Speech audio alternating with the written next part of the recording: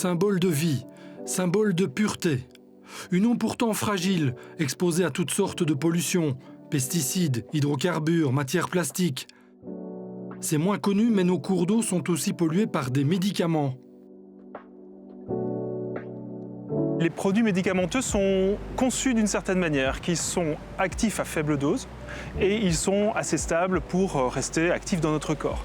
Lorsqu'ils sont éliminés par notre urine, ils vont cheminer jusqu'à arriver dans nos rivières, même en passant au travers des stations d'épuration. C'est pour ça qu'il y a des quantités non négligeables de médicaments dans nos rivières. Les études révèlent des traces de médicaments dans tous les cours d'eau d'Europe, avec des effets difficiles à mesurer. Certains signaux sont néanmoins inquiétants. Dans la Tamise, par exemple, la population de poissons se féminise de façon massive. Il y a un certain nombre d'éléments objectifs. Vous l'avez dit, par exemple, le cas des œstrogènes qui sont dans la pilule contraceptive humaine se retrouvent dans les eaux et vont faire une féminisation des poissons. Oui, ça a été observé, mais pas partout et pas de manière homogène. Donc on en est encore avec une grande incertitude sur véritablement l'ampleur du phénomène. Chez John Cockerill, cette situation interpelle. Notamment actif dans les secteurs de l'environnement et des énergies renouvelables, le groupe basé à Seraing a voulu s'attaquer au problème et a développé Medix, une super station d'épuration qui s'attaque à ces xénobiotiques. Medix a été étudié pour être placé à la source de la pollution, donc très clairement auprès des hôpitaux ou des maisons de repos, là où il y a une concentration forte de molécules pharmaceutiques qu'on sait aujourd'hui qui ne sont pas métabolisées par le corps humain. Un pilote de cette station 100% biologique est opérationnel à la clinique Saint-Pierre d'Ottigny-Louvain-la-Neuve. Il traite une partie des eaux usées de cet établissement qui a fait de la remise en question un cheval de bataille. On a un projet qui s'appelle l'hôpital en transition. C'est un projet qui vise à chercher des leviers pour la transition écologique à l'hôpital. Donc on cherche autant à modifier la façon dont l'industrie hôpital fonctionne en diminuant notre consommation d'énergie, en diminuant les intrants et les extrants, c'est-à-dire tout ce qui va sortir de l'hôpital, dont les xénobiotiques. Mais aussi, c'est une réflexion éthique et bioéthique, c'est-à-dire comment fait-on aujourd'hui des soins en façon à continuer à apporter un bénéfice pour la personne qui consulte et pour le malade, tout en limitant l'impact pour la population générale, voire en lui apportant aussi un bénéfice.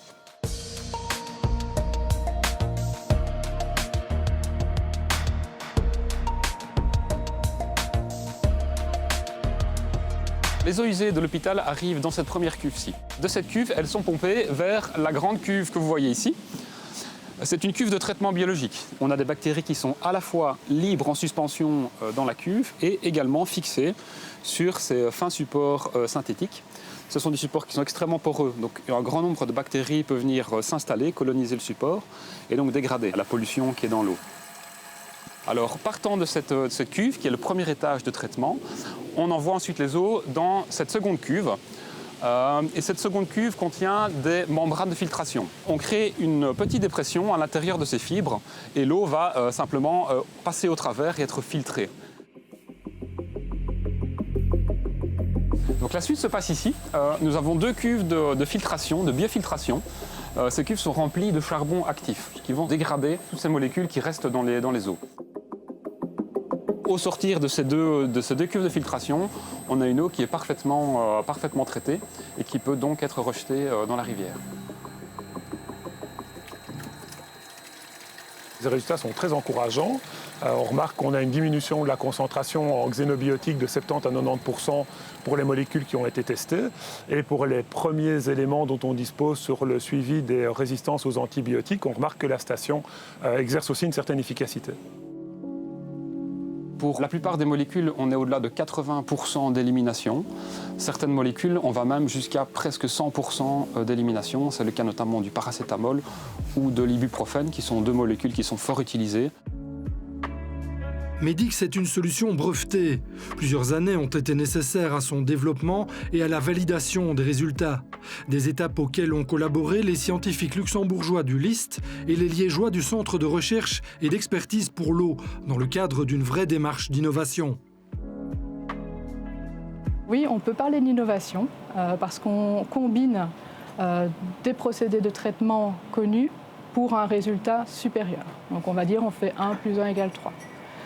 Alors ce qui est innovant aussi, c'est qu'on a voulu analyser et vraiment s'attaquer à des molécules qui ont des propriétés physico-chimiques très différentes. Et donc on a des molécules qui vont se dégrader plus facilement, d'autres beaucoup moins. Donc il faut vraiment jouer sur différents types de dégradation pour pouvoir atteindre les performances voulues. Ce type de solution doit maintenant trouver sa place auprès des établissements soucieux de leur empreinte écologique. Le futur centre hospitalier régional Centre Sud de Habay entre dans cette dynamique. Il s'équipera d'une station Medix qui traitera l'ensemble des effluents de l'établissement et du village voisin.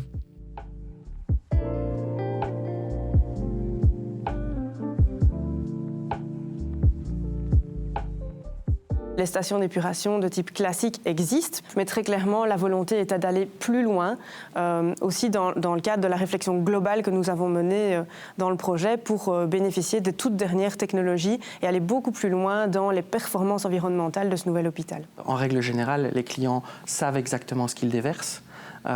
Sont aussi plus ou moins au fait de l'impact que ça a sur le milieu, mais aussi sur l'ensemble de la chaîne alimentaire. La partie qui reste plus compliquée aujourd'hui, en termes de levier commercial, c'est d'aller trouver des montages financiers justement pour pouvoir mettre ces projets en place. Maintenant que la machine est lancée, John Cockerill espère finaliser des projets de ce type à l'échelle internationale. En priorité là où la conscience écologique est élevée, comme dans les pays scandinaves ou en Suisse.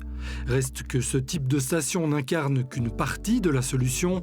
Un gros travail est notamment à effectuer en amont pour limiter la génération de cette pollution. Certains chercheurs préconisent de systématiquement adapter la quantité de médicaments au poids des patients pour limiter l'excrétion qui n'est pas nécessaire. Il y a aussi des données qui existent sur certaines molécules pharmaceutiques, notamment concernant leur persistance, la bioaccumulation et la toxicité. Quand elles sont à disposition du praticien, ça lui permet de faire aussi un choix plus éclairé par rapport à deux molécules qui ont une équivalence thérapeutique et qui ont un impact sur l'environnement qui serait différent. Une question d'éthique médicale qui commence à faire son chemin avec l'intégration de ces notions dès l'enseignement de la médecine dans certaines facultés, quitte à bousculer ses habitudes et secouer aussi le monde pharmaceutique. Une médecine qui prend conscience qu'elle ne peut à la fois prendre soin et impacter négativement son environnement et doit donc s'inscrire dans une démarche durable.